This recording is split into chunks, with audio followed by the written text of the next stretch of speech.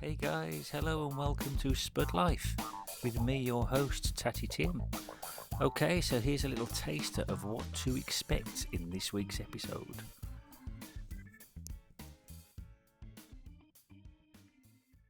Blue powder. Oh, there'll be copper sulfate, one of my favourite chemicals. Is it? Yeah, it's beautiful. So I was in my bedroom and I just basically poured everything into the thing. Yeah.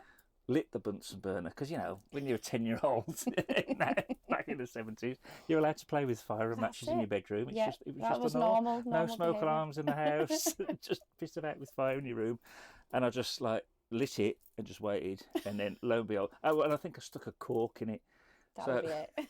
Lo and behold. I used to get in trouble for starting fires. Did you? And it's funny now. I always tell the kids that I used to always get in trouble for starting fires. Not in the house, but I'm maybe be in the woods or in the garden. I think I got caught about 3 times.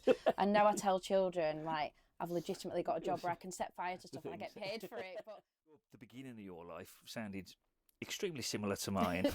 pretty shit. Pretty shit. So yeah. But we've both come out smiling, don't we? Yeah, it's kind of made me who I am, I guess. I think it does, doesn't it? It kind of I don't know, maybe it can break it.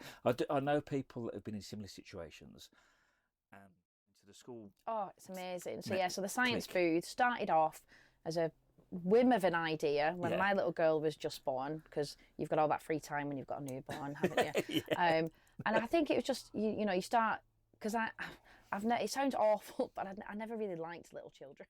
Welcome back to season 2 of Spud Life.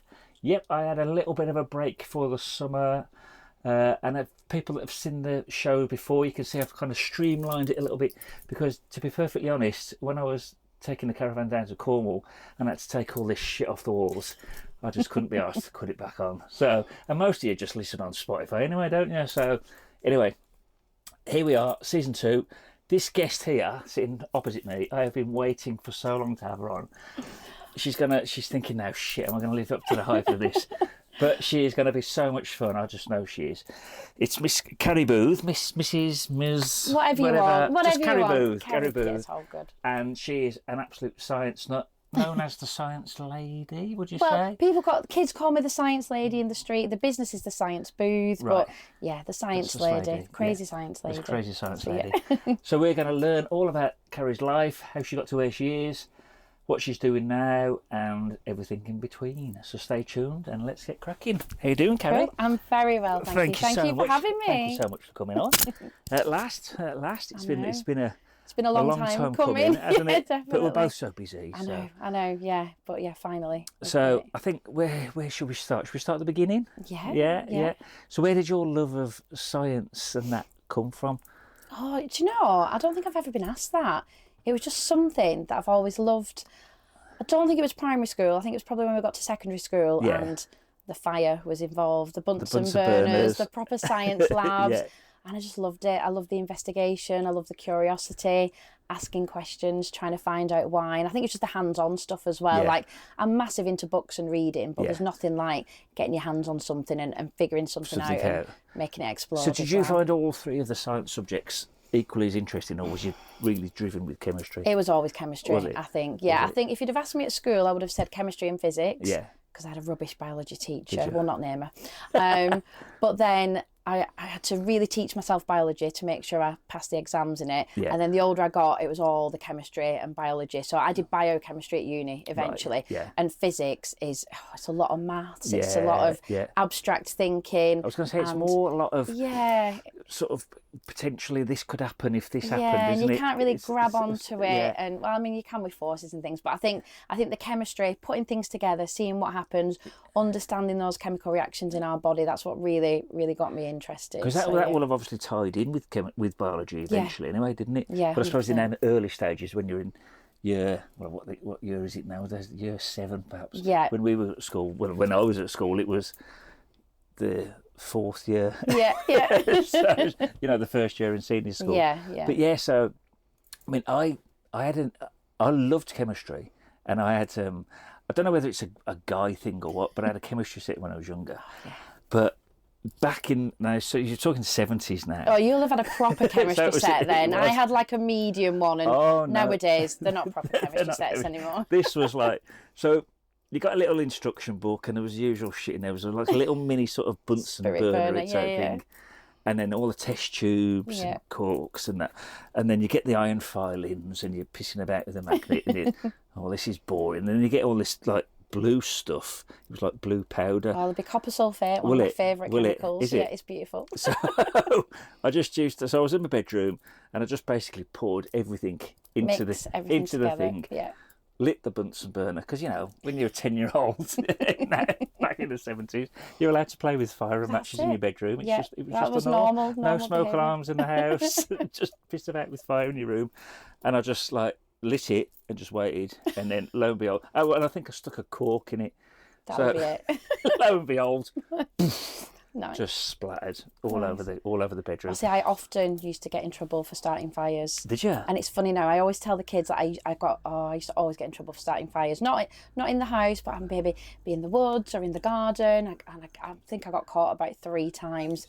And now I tell children like I've legitimately got a job where I can set fire to stuff and I get paid for it. But yeah, so I think I was fascinated with fire when I was younger. I never did anything really bad, but yeah, so that would have been before secondary school. Yeah. So maybe that's where the love started. Was it just the seeing things alight, or what? Yeah, Was it? I don't know, just seeing how different things burnt. Right. And Oh, so you experimented on different things. Yeah, and So tried potentially an arsonist in the making. Yeah, luckily I didn't actually set fire to anything and cause any danger. But yeah, I think fire's fascinating. It is. But yeah, and most of what I do now involves quite a bit of fire. Oh, does it? Yeah. And like most of the things. Well, I do a chemistry show. Yeah. And I'd say a good 50% of that is big bangs, fire. Well, that's the thing that you need to draw the kids in, isn't Yes, it? You know, yeah. if you were just there, like I don't know what we had a crazy science teacher, They're the best. and it was just like the quintessential, you know, tweed, elbow patches, crazy hair, like glasses down, yeah. and it was just like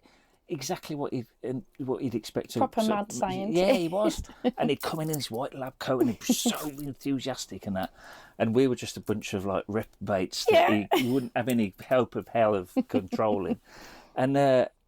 But it kind of like, I think it was his enthusiasm that kind of holds you, doesn't it? Well, that's it. That's it with everybody. That's the beauty of a great teacher, isn't it? It's like you can have all the knowledge in the world, but unless you can communicate it in an exciting way and in a way that the children or the grown-ups understand it, then you're not winning it all. So it's got to be fun, it's got to be engaging, and it's got to be understandable and relatable as well. So 100%. So did you find that when you were a teacher that was... Because obviously, when you're a teacher, because what age group did you teach? Secondary, so 11 to 18. Yeah. All right, so you taught right through to A level. Yeah, so like now what I do isn't, but teaching was 11 to 18 A level. So I do biology and chemistry at A level as well. So for someone that wasn't that good at biology, you ended up teaching. Yeah, well, that's it. Yeah, I think biology actually for me ended up being the easiest one. So not as much maths in it, but. So could you tell? Because obviously you'll have seen kids coming through. Straight in at year kind of 1, all the way through then, wouldn't you? Yeah, so you get seen from year 7 and then some of them would come all the way through and then you'd get some of them for A level as well. Would you have been able to spot them at an early age? Yeah, sometimes, because it's often the ones who'd come back at break and lunch and be asking really interesting questions or asking if they could have a go of something or just bringing something random in. Like I'd have kids bringing in things they'd taken apart, or I had one kid at a local school actually, he came and had burns on his hand and I was like, what have you been doing? He's like, I took a battery apart. I was like, all right, you need to be careful with that. It's like, I know that, but it's the kids who were like wanted to investigate and find things out and they just never stop. And usually like the stuff they do at school was never enough for them. It never satisfied their curiosity. Yeah, because you've got that curriculum you've got to stick to. And that's it. And I mean, that is so dull in so many ways. It's really, really difficult because as a science teacher, and I taught in secondary schools for 18 years, it's kind of a lose-lose situation. Like you want to create this next generation of scientists, doctors, vets, dentists, research scientists. So they have to do the GCSEs, the A levels, then go to university. But equally, you want them to be excited about science, but there's not enough time to do the fun stuff as well as doing all the stuff that's in the curriculum and all the stuff that's on the exams and any coursework that you've got to do. Because I wonder how many kids, if at an early stage in that sort of science learning, you chucked the odd fun bit in, would have made them go, whoa. Yeah, well, that's exactly what I tried to do. So yeah, and kids would always say they loved coming to my lessons. They always knew that whatever they'd be doing, there'd be some fun in there as well. And I think... So you did have a certain amount of flexibility? Oh yeah, definitely. Yeah, I mean, I might have not always ticked all the boxes, and my books might have not always been fully marked and up to date. But, you know, if I had happy kids coming to my classroom, excited to see me, excited to do science, then I think you're onto a winner. But yeah, were my books beautifully marked? No. Were my lesson plans perfect? No. Did I get good exam results at the end? Yes. So it's just like, you know, it's kind of ties in with music in a way, because when you're a musician, when you're playing and the audience is feeding off you, and you know then you play better. So it's very similar in that respect. 100%. Yeah. And then I don't think what I was going to say now, but it's that same sort of vibe, isn't it? And you could be like probably not the greatest guitarist, drummer, bass player, whatever, but if you're really going for it and really enjoying yourself on stage, that comes across to the audience. The two just feed in, and then, like you say, with the teaching, but you could equally be a virtuoso guitar. I've seen loads of amazing virtuoso guitarists, dull as dishwater. But that's exactly the same. Like I am never going to be the greatest scientist ever. You know, I did my degree, but I'm by no means an academic. I've worked with PhDs, people who've got 2 PhDs, they've then gone into teaching. Can they talk to kids? No, not at all. And another thing you're saying about creativity, it's like a lot of people refer to what I do as STEM, whereas I'm like, no.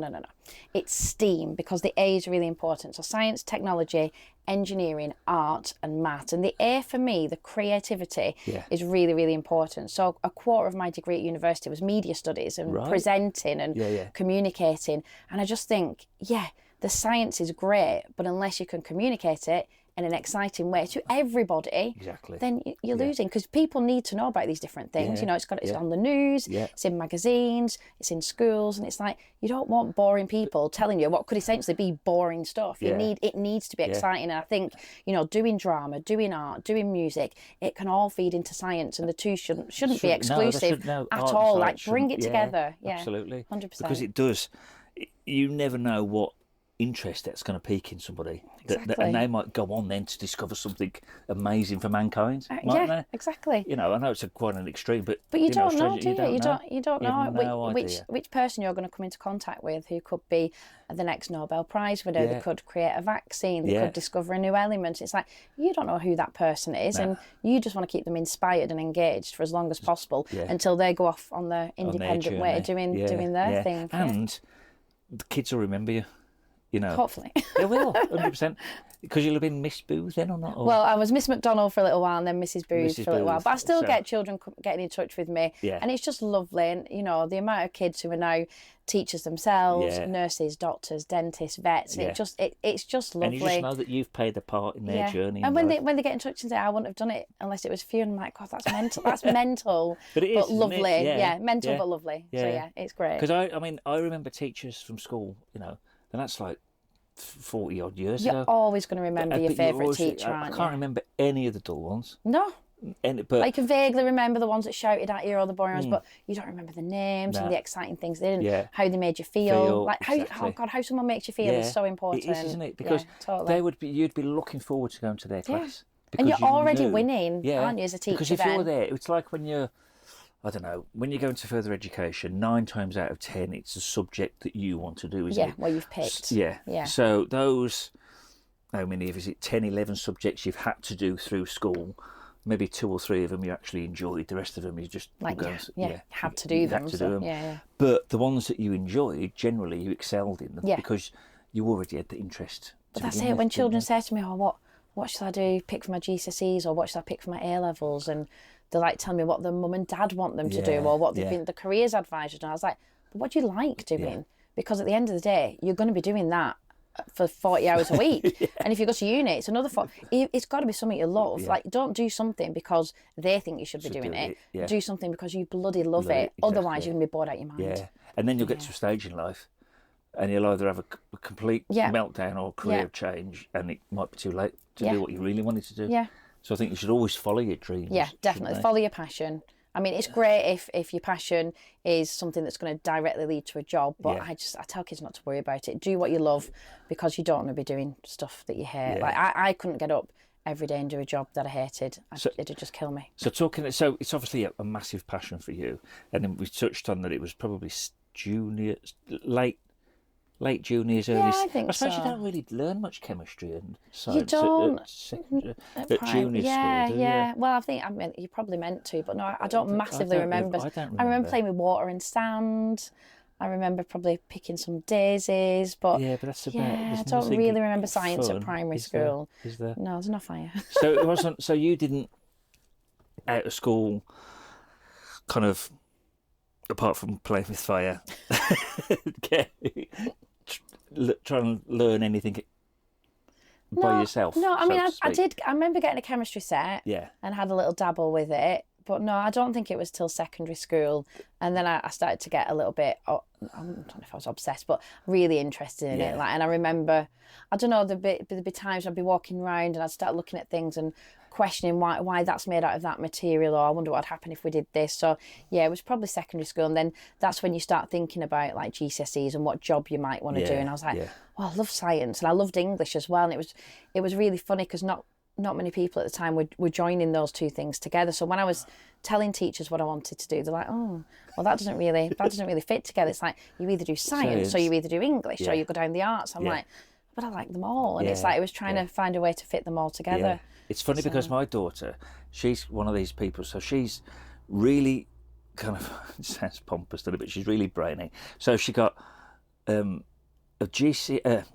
A star in art and an A star in mathematics. Brilliant, I love it. Now, the two, maths and art. it's the two never usually meet, do they? Yeah. You're either a really good artist or you're really good at that. Usually the brain. Yeah, you only kind of either does- left or right, aren't you? does People one or say. the other. So yeah. It's not usually both. Oh, Is but I it? think that's amazing. So she's training to be an architect now, which is perfect. which fits Absolutely both perfect. into the thing. So yeah, but it's so unusual, like you say, that when teachers say to you, "Oh, you can't, put English or drama with science," but you can, because have to. you know yourself that when you were at work, and probably even when you're at work now, you're on stage. I love it, and aren't it you? is. Yeah, and I remember my first job application for teaching. Oh, my alarm's going off. Apologies. I remember my first job application for teaching. Yeah. I wrote a little. I've still got the personal statement. I wrote a little line in it, and I was like, so it was something along the lines of, when you're a teacher, you enter the classroom like an actor enters the stage, but your audience hasn't chosen to be there. So it's your responsibility to not only educate, but entertain them as well. So even right from the start of my teaching career, I knew that I was stood in front of those people, whether it's kids in school, kids at a birthday party, and you're entertaining them. And if you can be a good entertainer, you've got them, and you've got them hooked. Yeah. And you can tell them what you want. Yeah. You can tell them what you want. If you can get them engaged, you can impart so much knowledge, and they don't even know they're learning. Yeah. And they come running up to you at the end, telling you different things and asking you questions. I'm like, you've just learned so much, and it's just amazing. It's great. It is. It's but lovely. then that fuels them then especially for your next lesson. Yeah. But it makes them go away, and then they're looking at the world in the different eyes, then, aren't they? 100%. Like you were looking at things and, oh, why is that made like that? And why is the grass green? And why is the sky blue? Exactly, And exactly. it's all sorts of stuff like that, isn't it?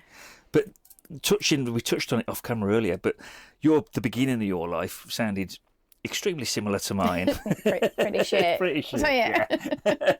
But we've both come out smiling, don't we? Yeah, it's kind of made me who I am, I guess. I think it does, doesn't it? It kind of like, I don't know, maybe it can break it. I know people that have been in similar situations and they're still suffering now, So I suppose perhaps we're wired slightly differently. I don't know. A psychologist would probably rip us to pieces. But yeah, I think with you, was it just that fact that you wanted to get out of the environment and you wanted to step up and I just wanted to escape. get out? So yeah, my mum and dad split up when I was 7. Was this in Lancashire? Yeah, so I'm from Chorley in Lancashire, and lived in a little council house, 10-minute walk from my secondary school. Yeah, mum and dad split up when I was 7, and after about a year I ended up living with my dad, so it was just me and my dad. I'd see my mum at weekends, and we didn't have any money. We rarely had much food in the house.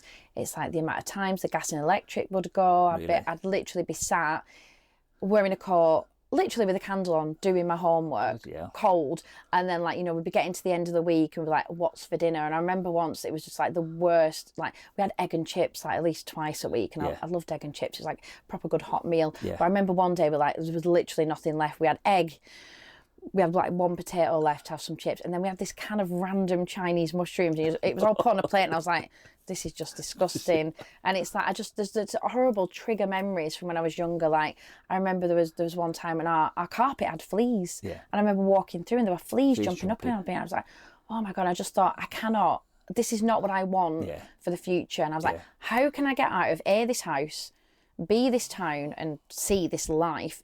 And for me, I would spend every hour I could at school. So I'd go to all the clubs. I was in the netball team. I played violin. I was in the band. I was in the charity groups. I did everything just to be at school because I didn't want to come home. I was in the choir, like literally everything. And did they have school dinners then? Yes, I was a free school meal, free school meals, free school uniform. Did you used to have a little ticket? Yeah, we used to have to hand it in. Thank you.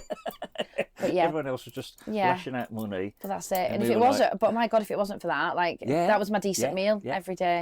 So and it was just, for me, it was like, right, I've not got money. I've not got, like, my parents weren't always that great. So I was like, right, I am clever. Like, I can use this to get out. So I was just like, right, head down. I remember I went to a charity shop one day, and this was always going to be like a defining moment for me. I went to a charity shop and I found this picture, and it was 50p. And it was a picture of London. I don't know, it was probably a print. It probably wasn't like an original piece of art. Maybe it is. Maybe I should have had loads of money from it. And I had this picture, and I remember putting it up on my bedroom wall, and I used to look at it every day. And I think I had it from about year 8. So when I was about 12 or 13, and I used to look at it every single day. And I'd be like, one day, I'm going to live in London. That's where I'm going. And that was all I wanted to do. I did my GCSEs, I did my A-levels, and I thought, right, I can get to university. And I got to university in London. Did you? Yeah, so that was my... Well, I say it's London. Everyone will shout at me. It's technically in Surrey, but Royal Holloway, which is part of the University of London. But the first thing I did when I went down to uni is straight into London. I was like, straight to Camden Town. I was like, yay! I've arrived. So yeah, that was the drive. I needed to escape the shit that was my life, and I just saw that education was that passport out of poverty. That's amazing. You see, for me, I was totally the opposite. So I was the kid at school that was just, I love school, and I was at school, I knew, we used to call it wagging it, I don't know what kids call it, bunking off, whatever. Skiving. Yeah. So I never wagged it at school because I loved school so much, but I didn't go for the lessons. You went for the fun and the friends, yeah. And I loved it. The teachers must have hated me. Because I was, like I said earlier, a few teachers were awesome, but they were the ones that obviously, they were on the younger side. And they were a little bit more kind of streetwise, a bit more savvy. So they were bringing in probably newer teaching methods. So this is like 1979, 1980. So it was a lot different back then. God, you know, the cane was still in operation. Which blows my mind completely, but yeah. Being slippered by the PE teacher. Luckily, I just missed all that. It's mental, isn't it? Having to do PE in just your pants. Can you imagine that now? I can't even imagine striking a child. I'd be like, I couldn't do it. It was crazy. The amount of times you'd get like a chalkboard, rubber, just chucked at you. Teachers coming up behind you, whacking in the back of the head. In fact, we had one really good chemistry teacher, Mr. Powell. He was a guy, I think he was from the West Indies somewhere. He was a monster of a man. And he used to just walk around, and he obviously knew his stuff, but he was so boring. But the thing that made him his lesson really good, because he used to spock you. So he used to spock you on your traps there. So he'd be walking along, and he'd be walking up and down the aisles, just reading something, and you'd be dossing with your mate, not gassing everyone with a Bunsen burner or whatever. And you'd think he hadn't noticed, but he'd obviously clocked you ages ago. And then all of a sudden, he'd be like, na-na-na, and then bang. Boom, and this iron grip would just get you there, or it'd get you just above your knee there. He'd get you there and just grip you, and then he'd gripping you like crazy. You'd be whirling around like a bloody worm on the end of a fishing line, and he'd just be calmly reading the rest of the chemistry lesson to everybody else. That's so funny. But it was like, where did I start with this? Talking about, where are we going? Oh yeah, so you were kind of like education to escape. Whereas with me, I probably just honed my personality. Yeah. You know what I mean? So it was, and then I've just carried on through life now with a wink and a smile, and it's got me through so far. It's not doing you bad, is it? So yeah, so my education was Yeah. non-existent because I left school at 15, didn't do any exams because you could then. Yeah. And we just sort of walked. Not that it's something to be proud of. But No, something that happened. I always say, like, you know, despite being a teacher and despite being a massive fan of education, GCSEs, A-levels, university is not for everybody, and education is different for different people. And I think everybody needs education, but state education doesn't suit everybody. Exactly. And it's not one size fits all. No. But I think what I love about education is once you've learned something, once you've read something, once you've taken something in, it's in your head and nobody can take that away from you. Yeah. And for me, when I didn't have much when I was younger, I was like, well, once I've learned this, once I've done my exams, they're mine. I've got them forever. And they're always going to be mine. And that was like, right, this is the only thing I've got. You didn't need money to get your GCSEs. No. You didn't need it to get A-levels. Didn't even need it to go to university because I was from a poor family. So I got, student loans and things. But it's like, it just seemed like the easiest way to get out. And I always think education is going to just open so many more doors for you. So it doesn't necessarily... Like, you might not want to get your GCSEs and A-levels, but if you've not got another plan yet, it's like, and you're capable of getting them, then get them because it just gives you more options. You know, I'm all for kids starting their own businesses or going travelling or getting a job and working their way up. But just the more options you've got, the more things you can do. So that's, I'll always advise kids to do that. The fact that I've learned now so much more. You know, I'm always learning. I'm like a sponge. So a lot of the stuff that I know was from school, I still know because academically I was useless, but it wasn't that I didn't take it in. I just couldn't relate it back onto an exam isn't a test of intelligence. Exactly. It's a fact, memory-based recall thing. And like, if you've got a good memory, you're going to do well in exams. I have an excellent short-term memory. Like, ask me what I did 2 years ago. But if I've got to SWOT for an exam, brilliant. Like, I can really do exams, but it's a different sort of intelligence, isn't it? It's like, you know, you meet really intelligent people and they've no common sense whatsoever. So it's like, you know, it's getting that balance, isn't it? You know, and trying to have a bit of all the skills. So, I mean, that's such a cliche, but it's so true. It's so true. Like, so many times I'll meet brilliant people with no common sense. I'll meet really good common sense people. They've not got their exam results. But, you know, some of the most successful people I meet a lot of people in business now, loads of them haven't got qualifications. No. But you don't, because I think I always knew that I was going to work for myself. So I had no idea what I was going to do, but I always knew it was going to happen. So my education kind of has just been throughout life. Yeah. And it'll never stop. I'm not one of these people that I'll get to a certain age because I love to learn. I love to read. I love to research things on the internet. And even something randomly, like you'll see something in town and I'll either quickly write it down or remember it, and then I'll have to go home and do a bit of research on it, and then you remember that. Yeah. And it's because a friend of mine, he was similar to you. He must have been something. What was your biochemistry? I did. So he was something like that. He was a biochemist, and he stayed in academia. So he was down at Birmingham University, and he did his degree. Then he obviously must have gone to do his PhD, and then I think he stayed in academia anyway, and he was like, brilliant. We got together, believe it or not, because we were both like metalheads, but the two of us sort of socially we did get on, but you wouldn't have put the two of us together. You if you saw both of us together, he was like the typical sort of science nerd, and I can imagine his brilliance at the subject would have been outstanding. Yeah. But like you said, his common sense skills and his social skills were inept, to say the least. So putting the two of us together would have been, whoa, but it was our love of music that got us together. But so anyway, he used to come around the house and we used to play Trivial Pursuit. Oh, I love Trivial Pursuit. I used to piss all over him. I love it. Because he'd anything kind of sciencey. It'd be all right in the science and nature section. Yeah, but the rest of it, and I said, I can't believe you don't know that. And it's like, I don't know, you know, just simple things. When you go into academia, you know so much about such a small chunk of knowledge that not everything else is all that important. And I suppose you do need those people, don't you? Oh God, yeah, definitely need them. Because we wouldn't have got to the stage in humanity that we've got to. I'm not those people though. Like I did my degree and I was like, that's enough for me. Was that enough? You got that, and then I loved education. I loved learning. I loved getting my qualifications. But yeah, when I looked at what doing a master's and a PhD in science looked like, I was like, I don't think I can work in a lab and do that. I think it'd drive me potty. So it's like when I was at school and college and uni, like I was either going to be a science journalist or a science teacher. And in fact, a quarter of my degree, like I said before, was media, and we did like TV programs and newspaper articles.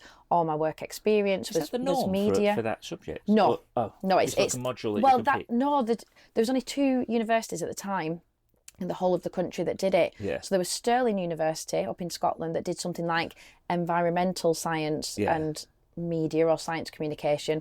Then Royal Holloway down south, you could do basically any science, and then 25% of your degree was science communication, which was basically media, so like radio, TV, magazines and things like that. But all my work experience was media, and I was like, I'm going to be a science journalist, and then I was like, it's actually quite lonely being a science journalist. And when I left uni, I was still in the back of my head about teaching. I went and worked at like an outdoor adventure centre, quad biking, climbing, archery, all this fun, amazing stuff.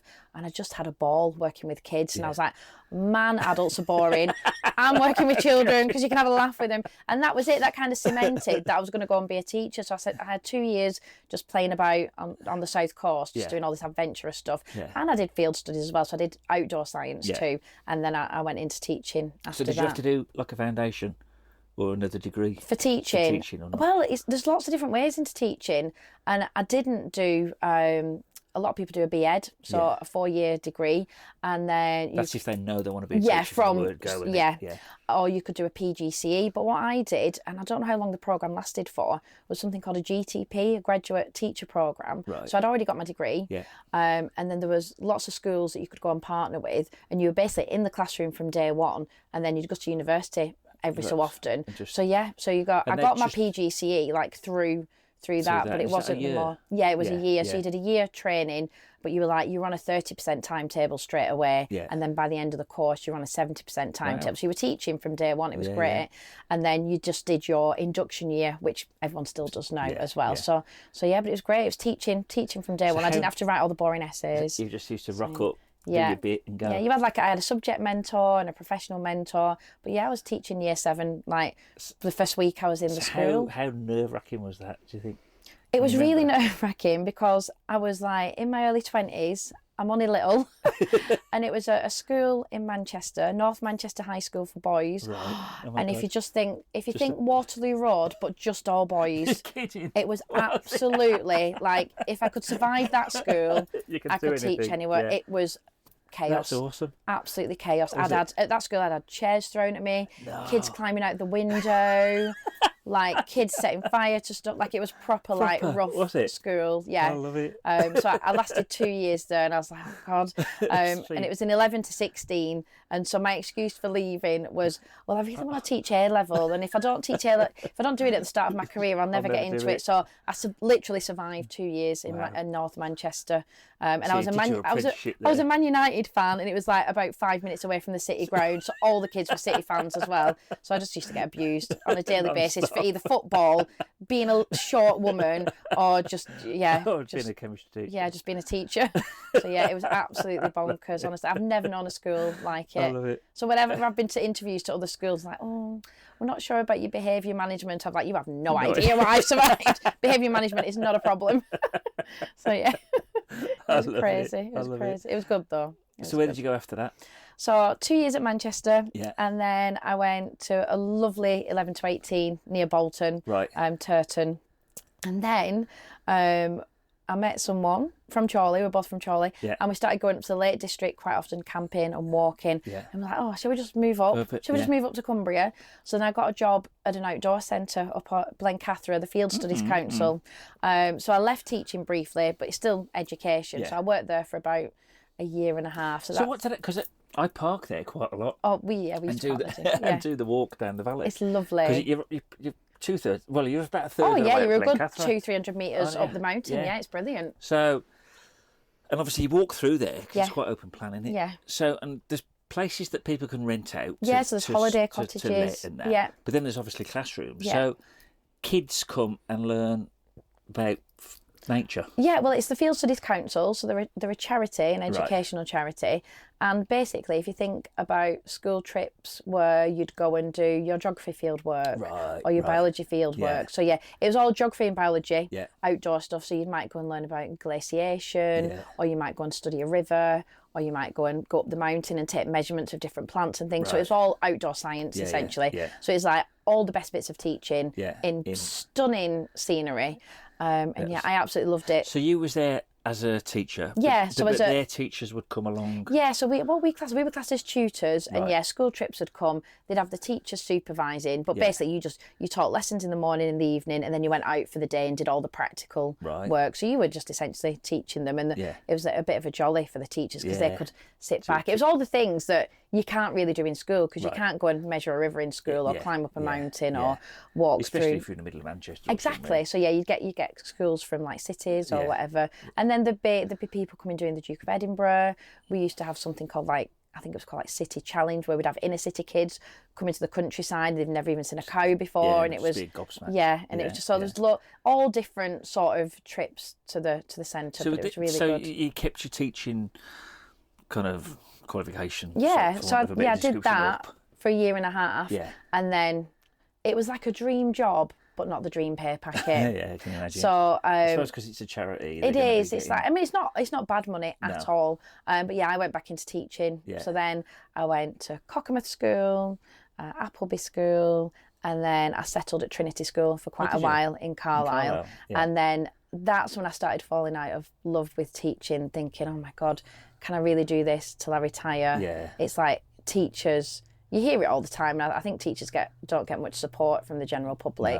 No. The general synopsis is bloody teacher, 6 weeks off a year. That's it. Every couple of weeks there's 9:30, 3:00. You don't do anything, and it's just like it's really hard because it's like, unless you are a teacher or you live with a teacher, I don't think you've got any idea what a teacher does. Well, there's the marking. Oh, it's not crazy. that I'm trying to say that I'm on the par with the teacher, but people think I just stand in town, just rock up from 11 to half 3. No prep involved. Everything makes itself. Everything washes itself up. Everything just gets magically, delivered to the house. I don't have to go shopping. All the books just do themselves. Yeah, nobody sees that side. I suppose it's like that in every job, isn't it? It will be, won't it? It will be. We've all got our preconceptions. I was pulling 50, 60 hours a week regularly. Is that the norm for a teacher? Absolutely the norm. It's about 50 odd hours for a secondary teacher, slightly higher for a primary teacher, and that is the average. So there's people working less, but there's people working more as well. And it's just, you've got. So I've worked in loads of different schools. You get about 3 hours per week off timetable for your planning, preparation and assessment. But if you think you can plan 25 to 30 lessons in 3 hours, plus do all the marking and do all the assessments ready, it's like the amount of hours you've got to pull at home. Like I get up at I used to get up at 5:30, do a couple of hours work, get into school, and I'd still be working in the evening. I'd only really have Friday and Saturday nights off, and then on a Sunday you'd get the massive Sunday night dread. I hated Sundays. I love Sundays now. I'm not in teaching, but Sunday evenings were just awful. I've got to go back to it. So and I suppose if you get a shitty kid that you know's got it in for you, that makes it even worse. And then probably a colleague that you don't like. Oh, there's always there's always going to be kids and staff that you don't get on with. But it's just. There were certain things that were starting to get to me a little bit, like behaviour wasn't great at the school, more and more paperwork to do, less support, bigger classes. It's like classes of 32, 33, 34 were just normal. Right. And it's like you can't get to see all the kids. So I was about that far from leaving teaching, and I even got signed off sick for 5 weeks. Depression and anxiety, like I've never been signed off sick in my life. I was like, oh my God. So it really did get to you. Oh my God, it was. I was getting physical symptoms. Like I was going into school and I was getting like chest pains. I was just ill. Like I was properly ill. And then there was an opportunity came up at a local independent school, like a private school, boarding school. And I looked at it, I was like, oh my gosh, this is lovely. So I made the move to this private school. And the class size is 15 kids, a mixture of kids from the local area and abroad. And you'd have kids coming up to you at the end of the lesson going, oh, thank you, miss, that was amazing. Can I borrow one of your degree textbooks? I'd be like, oh my God, what's going on? And like, it was just lovely. It was just absolutely lovely. But there was still something in me that I was like, no, I still don't think I can do this until I retire. Yeah. And I'd already started this little business on the side when I was still in state school, actually. And I never started the business. Like, I never, like, unlike you, I never wanted to work for myself. Right. I always thought, oh my God, I don't want that responsibility. Like, I'm happy with someone telling me what to do, and I'll just turn up and do my job and then go home. But yeah, I started this little business, and it was just, I don't know if it was a hobby or just something else to do. Not that I wasn't busy enough, but the more I did it, the more I thought, actually, this could be my real job. By the sound of it, like, teaching sounds like a good apprenticeship to start your own business. This is it. And there's so many teachers who are stuck in teaching who are so unhappy, and they do not realise the skills they have got. The skill set you've got is wasted. They look at themselves, they've pigeonholed themselves as teachers, and they think they can't do anything else. Yeah. But my God, as a teacher, you are so skilled at so many things. So many things. You know, communication. All the paperwork, the planning, time management, project management. So many things that just fit perfectly into running a business. Yeah, and it's I think teachers are brilliant business owners. Like now, I know so many ex-teachers who are now really successful business owners, and it's lovely. Because that is it just sounds like, I said a second ago, it's like an apprenticeship. It just seems like a really natural way to go. You do all the prep, then you do the job, then you're still carrying on doing stuff when everyone else has gone home. Definitely. It's just the norm when you work for yourself, isn't it? And you just it'll be in lots of jobs, but I think teachers undervalue themselves. Never mind the public perception. Yeah. I think they really undervalue themselves because you do all these hours and you don't get any overtime. No. You don't get paid for all the extra hours. No. So you always see your time as free as a teacher. You're like, well, I've got to do all these things. It doesn't matter if it takes me 20 hours or 60 hours. I've got to do them. Yeah. No one's paying you any more or less to do it, but you just keep working until it's done.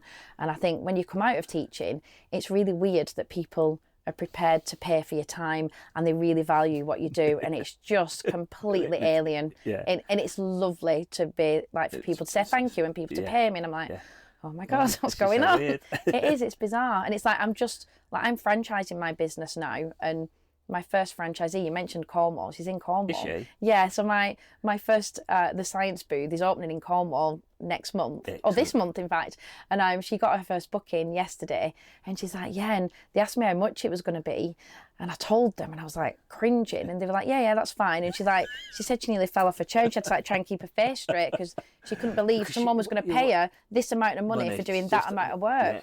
Because after teaching, you just do all the work. For that amount of money. That's your wage you get every month, no matter what you do. That's your workload. Yeah. There's your money. So it's just, it's really nice. But it is as well. I mean, it is. I think everybody, when they're starting business, no matter what business it is, when you submit that first bill or you give somebody, it's like, oh my god. Is that your alarm again? Yeah. 2 different alarms. Sorry.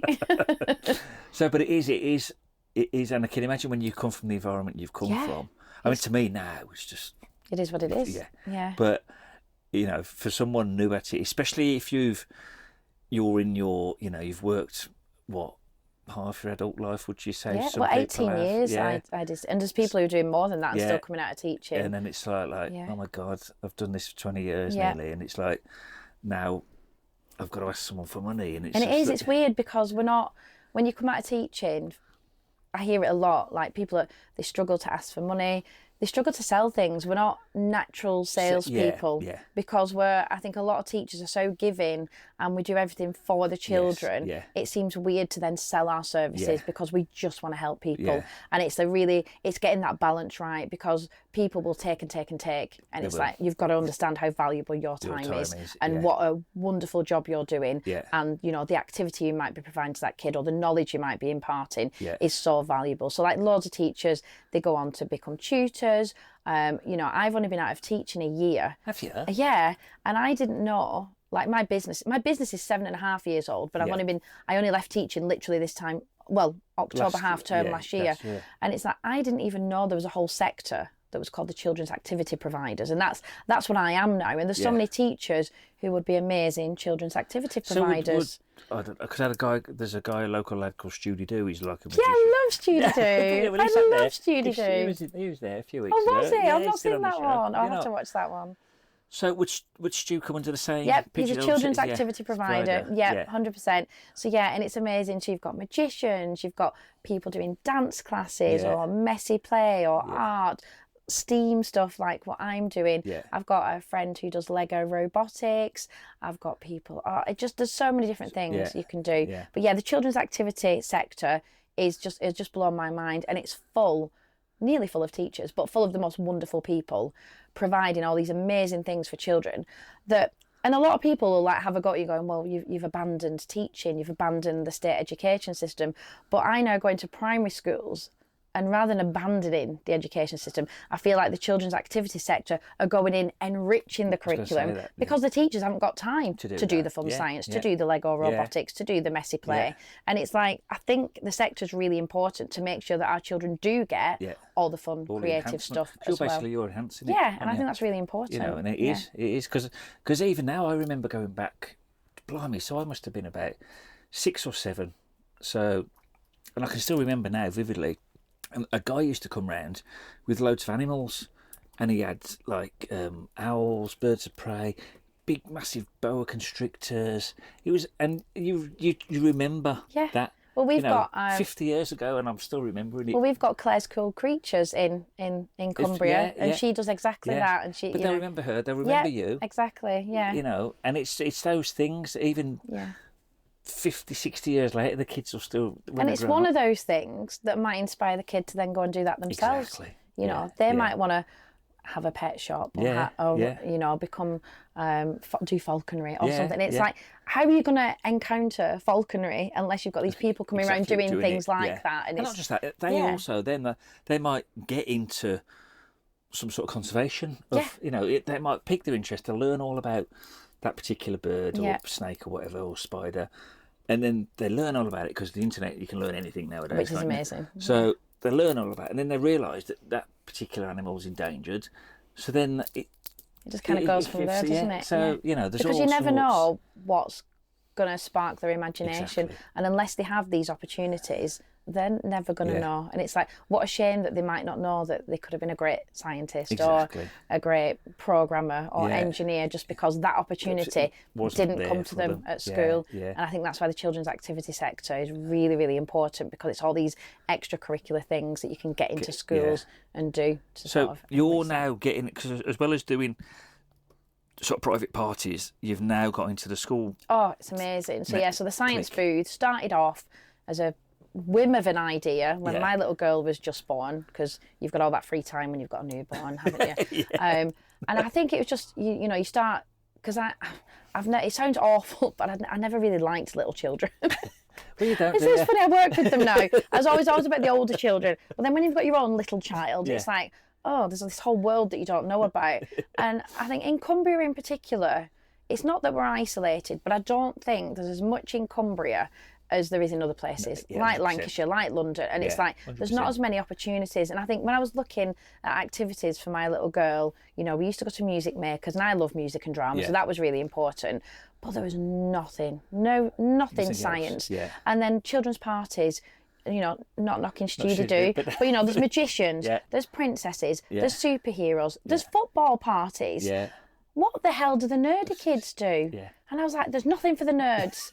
And I was like, but science isn't just for nerds. I'm like, science is fucking awesome. And it's like, right, I could go out, I do all these amazing things in secondary school. I could bring that down to the primary level and absolutely wow and amaze these kids. And it started off as birthday party entertainment. So that's for friends and family. Well, I was trying to think who my first booking was. My first booking was a brownie group, and my first birthday party was a friend of a friend. And it just kind of grew from there. So it started off as birthday parties. Very quickly, people like brownies, youth groups, and other uniformed groups would get in touch. And then schools started getting in touch, and I was working, I think, 4 days out of 5. So on my day off, I'd be going into primary schools doing like my crazy science show. And then when I eventually left teaching, I was like, right, this is good, but I need some regular income. Like birthday parties, one-off bookings are good. So then that's when I introduced the after school clubs, and that's now become like my bread and butter money. So I'm fully booked for the whole of the school year. Oh yeah. Yeah. So did you go to different schools in the area? Yeah, so I go to a different school each evening. I only do 3 evenings a week because I still teach online 1 day a week actually for someone else. Yeah. And I've given myself Friday evenings off because I can. But yeah, I go to a different school. I was at Yanmath School, which is not far Just from down the here. road, yeah. I've got a couple of schools in Carlisle. Yeah. And yeah, so I go once a week to a school. We do a science activity, and the kids are stuck at school anyway because the parents can't pick them up. And I go in and we do something awesome. Was it about an hour? Or... Yeah, an hour. Yeah. So this week, well, I'll tell you what we did last week because that was amazing. Last week was Dino Week. So we were excavating dinosaurs out of these little rocks that I'd made. Yeah. And then we turned these rocks into volcanoes, and then they had their own volcanic eruption.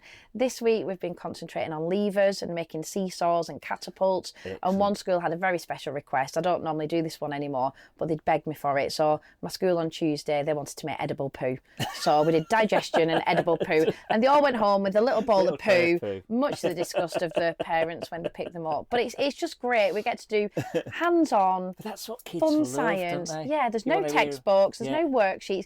You know, we start off with a question, we're getting stuck in, and if we're not having fun, then what's the point? Do you know what I mean? It must be great to see the little faces lighting up, they love giggling it. away when they're making Absolutely stuff. love it. It's brilliant. Absolutely brilliant. Yeah, because they say that there's a school of thought that says that everything we become happens between the ages of like being born and 7 years old. Yeah, it's really important, primary education. It is important to nurture what you can at that, because that's the child is going to become the adult version of and that. I love going in as a girl as well, because you hear people banging on about, oh, we need more girls in science, we need more this, and it's just, well, I'm a girl in science, and here I am doing amazing fun stuff, and little girls come up to me and tell me they want to be a scientist, and honestly, it melts my heart every week. So I absolutely love it. Even if they grow out of it, but it's still doesn't matter, does it? It doesn't matter. You've probably piqued that little bit of interest. Yeah, it's not even I want them to become scientists. It's giving them those skills, that curiosity, questioning things, testing things,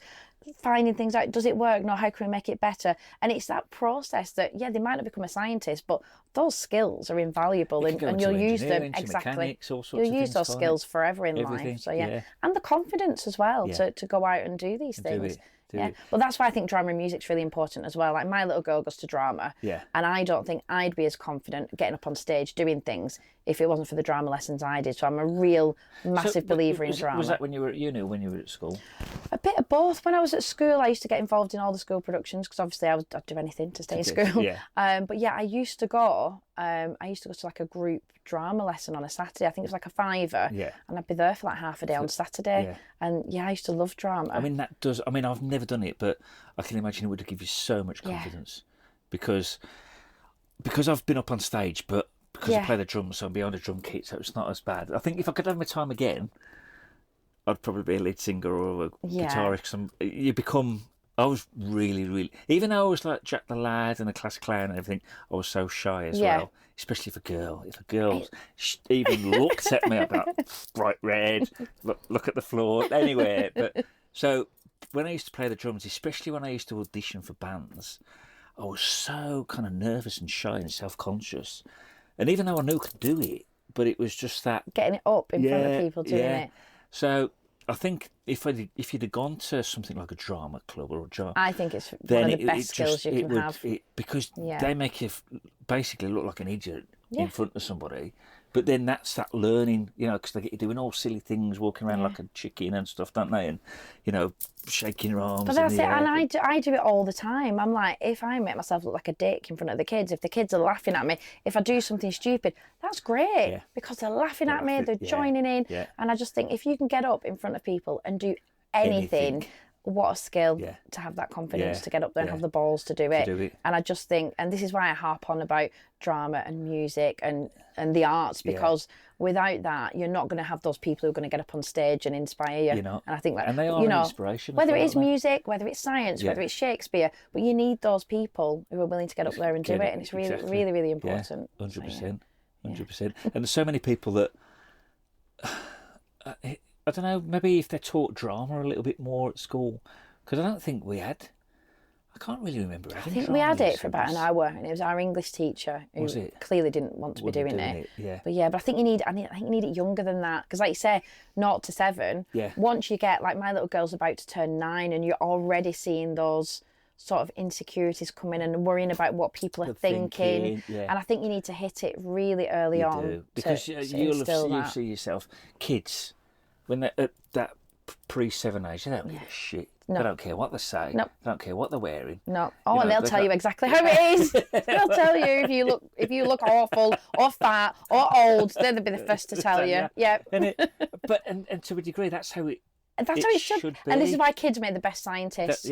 Because they'll ask the most bizarre questions. And it even gets you thinking. And today we were doing seesaws. I was getting them to try and balance an uneven load. Yeah. And it's like, I'd have just stuck 2 blobs on like that. But they do like weird things. And it's like, I would have never thought of doing that. And the creativity they've got in the little heads is amazing. Absolutely great. And it's like, we squash that in school. We absolutely squash it out of them.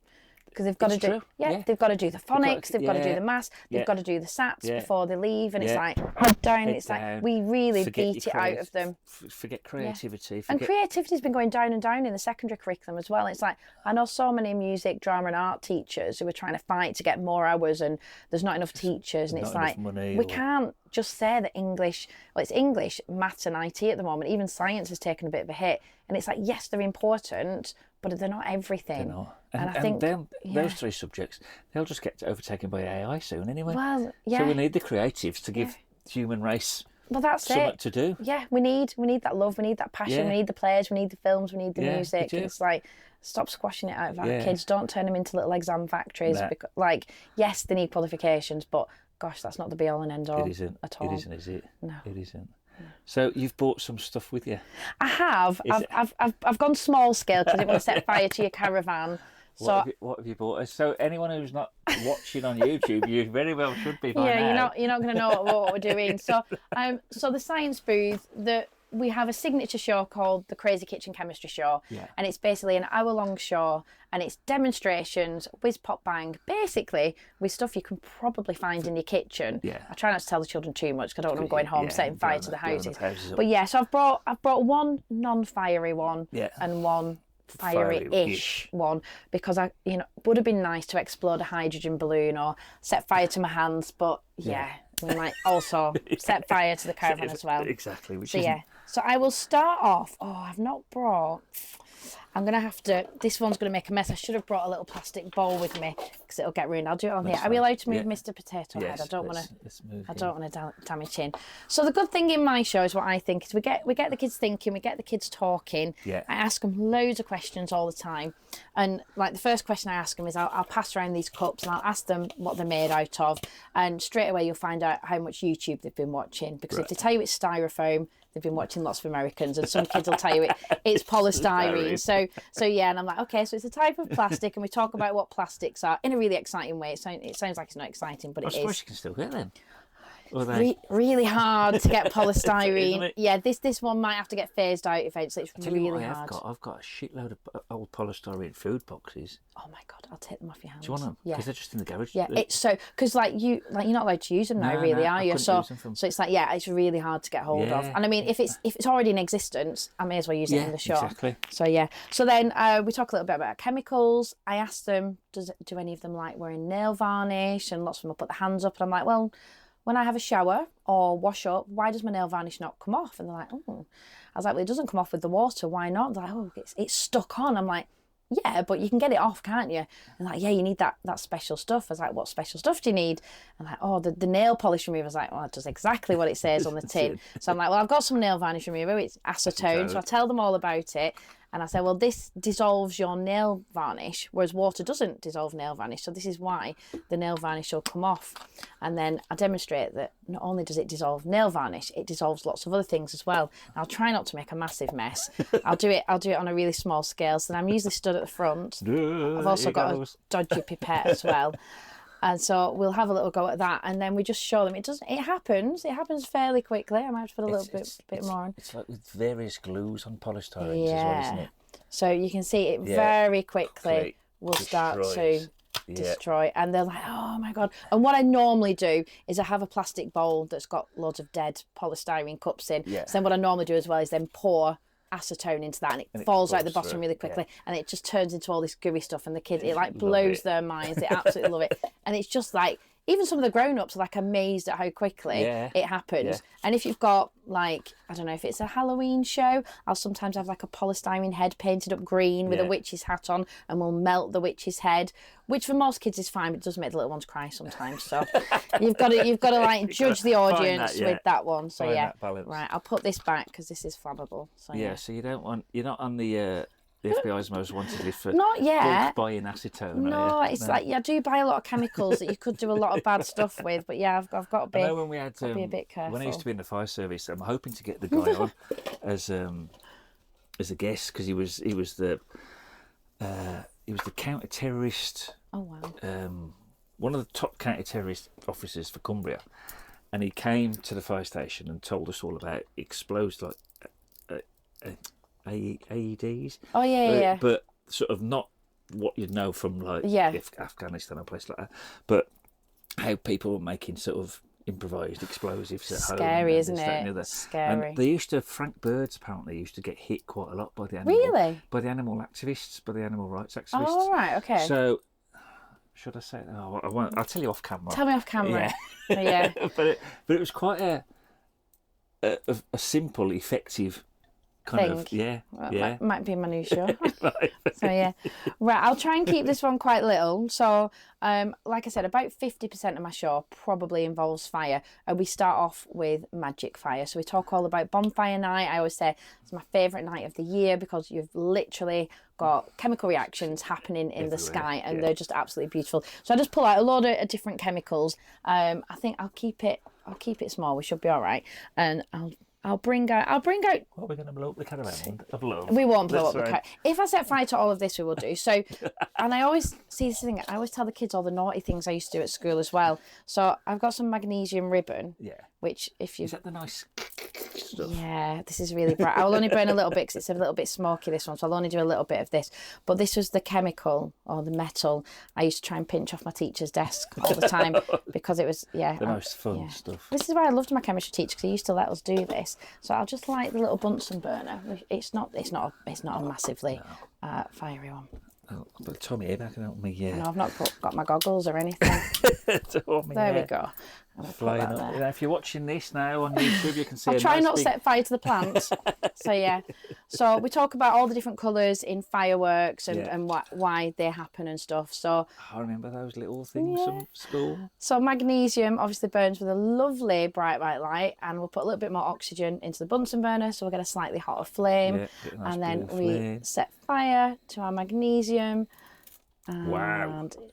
Oof, that is bright. It is nice and bright, and I'm allowed to burn up to 10 centimetres of it, and that won't make you go blind. So but if you looked at it for long enough and you had a big enough piece, it wouldn't be very good for your eyes. And I always say to the kids, where have I just put it? I always say to the kids, if I set fire to this whole bunch of magnesium, like whatever building we'd happen to be in would just be gone. So that'd be like, oh God, like that'd be an insane amount of magnesium. Bloody hell. That, like, the energy you'd get from that. Really?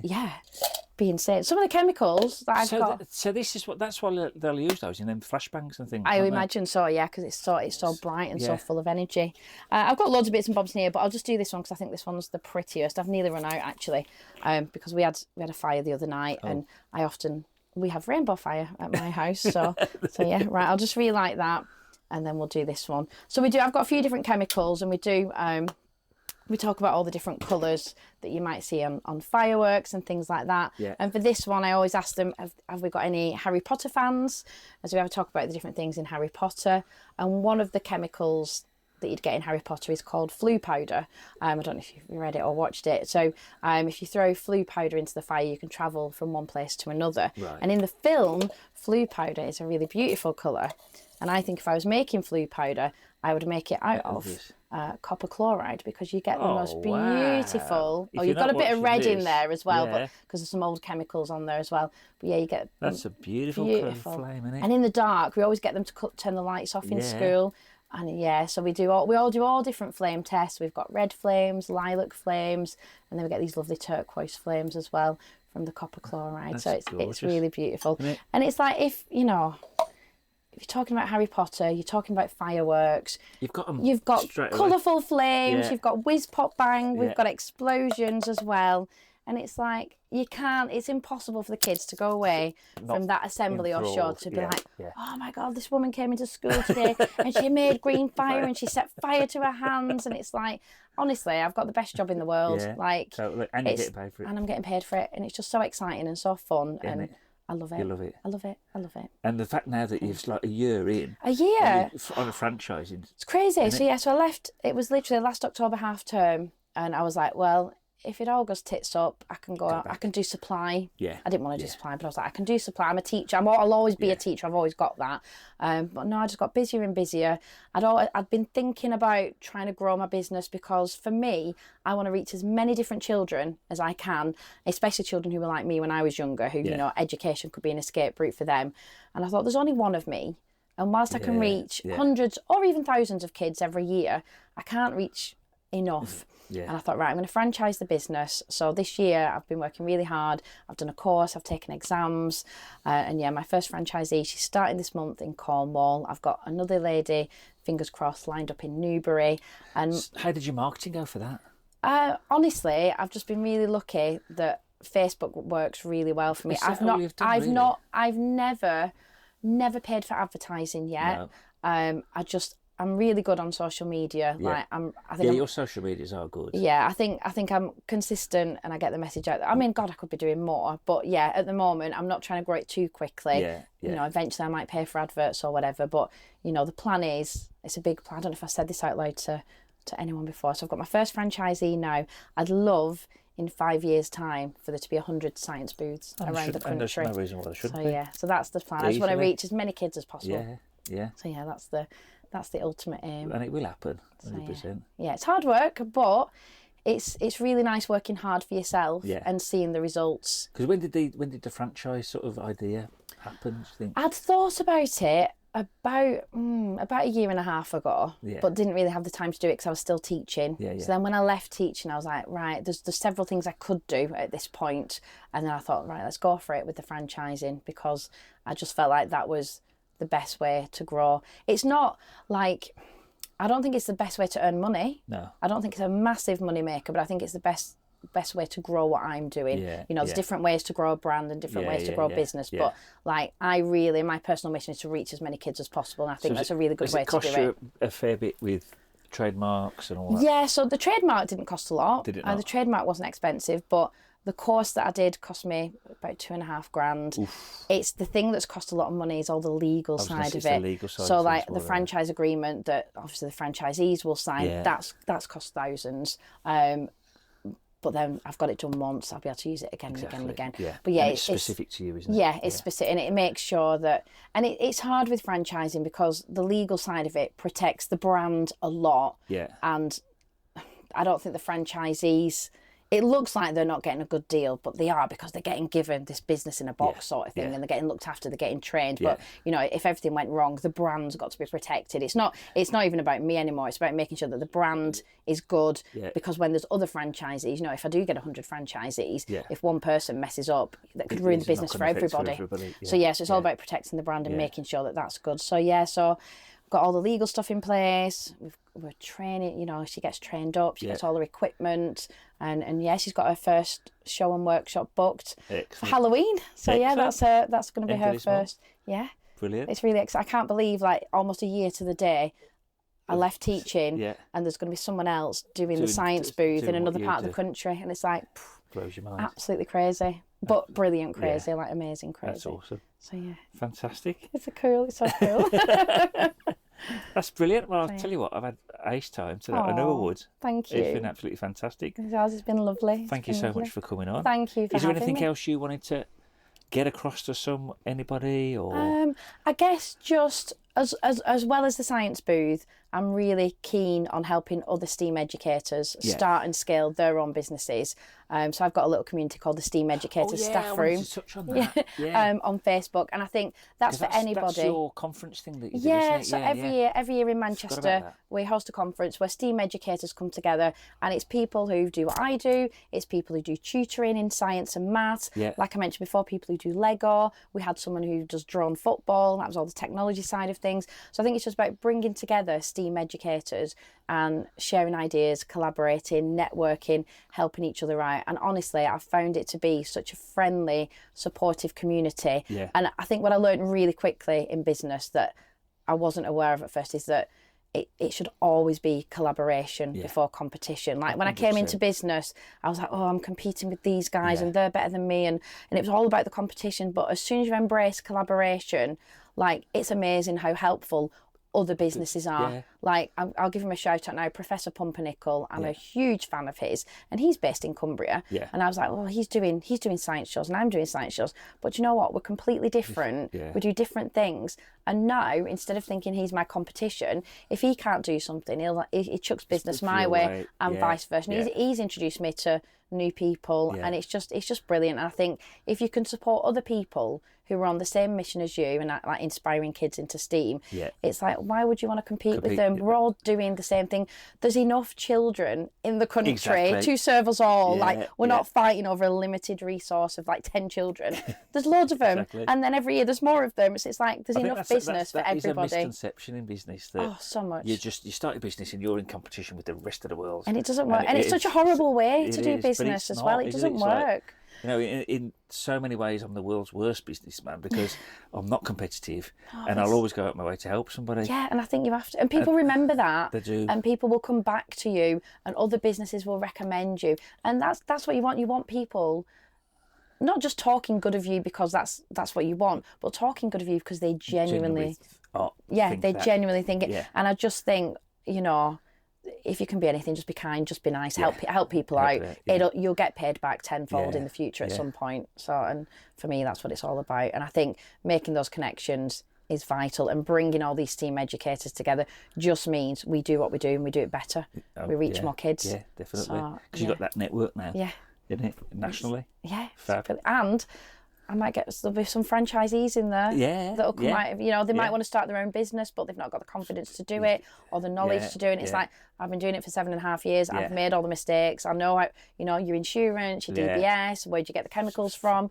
What about the risk assessments? It's like all the boring shit. You're like, oh my God, it's like, it's all done for you. All done for you. If you get a Science Booth franchise. I say like an advert. There you go. Get a Science Booth franchise. So what would you say to anyone listening or watching that probably thinks, you know, oh, I couldn't do it, or has been in a similar situation to our starts in lives? Would you just say, what would be your advice to them? To never give up, to be tenacious, to be resilient, and just to keep going. If it's something you really want to do, just keep going and keep pushing. And it's not about doing the big things, it's about doing the little things every single day.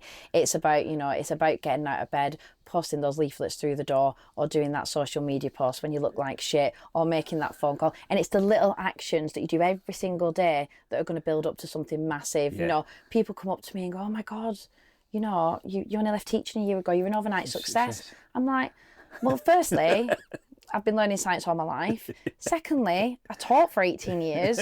Thirdly, this bloody business is 7 or 8 years old. It's like, there's no such thing as an overnight success. You might get noticed overnight, but it's all those little things that have built up over time, and you've just got to keep going, keep being consistent, keep smiling, keep interacting. It's like when Michelangelo sculpted, like, which one was it? Oh, I always forget the name. I always get the names wrong. But anyway, so he did that just one tap at a time, didn't he? And created that masterpiece. And if you think of things like that, that's all it is, one little tap at a time. And that's and then it will become, and you'll create a masterpiece. And every time you do it, every time I do a science show or a workshop or make slime with the kids, it gets better and better each time. And you make those little tweaks till eventually you've got a really good thing that you're throwing out there into the world. And that, you know, even now, after nearly 30 years of doing my business, I'm still learning shit now. And you're never going to stop. Why didn't I think of doing that years ago? You're never going to stop learning. And you shouldn't. No. You should never, ever stop learning. Never. Ever. Keep going, keep tweaking, keep making it better. Just keep learning. Yeah. Keep absorbing Yeah. information. And listen to people. Listen to people who are bigger than and better than you, but listen to people who aren't as well. Yeah, because you never know what. Yeah. Because because they're not doing it or they haven't done it, doesn't mean they haven't got a fantastic idea or a great way of looking at something that you wouldn't have thought of. Yeah. Like you said earlier with them kids when they was you'd have just got two equal Plonk it bits on. of things. I know they were wrapping it around and hanging bits off. I was like, what are they doing? And it worked. It was amazing. Yeah. So yeah, but take the bad and the good as well. Like people are going to criticise you, and it's hard to not take it personally. It really is. It is. But listen and think, right, what can I do with this bit of information? Why didn't they like it? How can I make it better for the next person? Yeah. And you know, if someone like, I don't know, books me for a show, then they cancelled. It's like, oh, I didn't take a deposit and now I can't work that day. So it's like all the little things that go wrong. You're like, right, now I take a deposit. Now I've got terms and conditions. It's like, you know, when you're new in business, it's all those little things that if you get a knockback, if someone cancels you, someone doesn't pay, it's like, yes, it's bad, but it's a massive learning point so it doesn't happen again in the future. Learn from your mistakes. Learn from your mistakes. Yeah. Just keep going. Absolutely. So yeah. Brilliant. Cool. Well, that's been awesome. Thank you so much for coming on. Thank you so much for having me and let me put fire in your caravan and everything. And the alarm didn't go off. I know. So it wasn't that bad. Excellent. Amazing. Well, I hope you've enjoyed it as much as we have. Like I say, that's the end of the first episode for the new season. So I'm not going to tell you who I've got on next week, but it will be a surprise. I'm hoping they're going to come on. So, but yeah, thanks for watching, guys. Thanks for listening. And we'll see you soon. Bye. Thanks, guys. See you. Bye.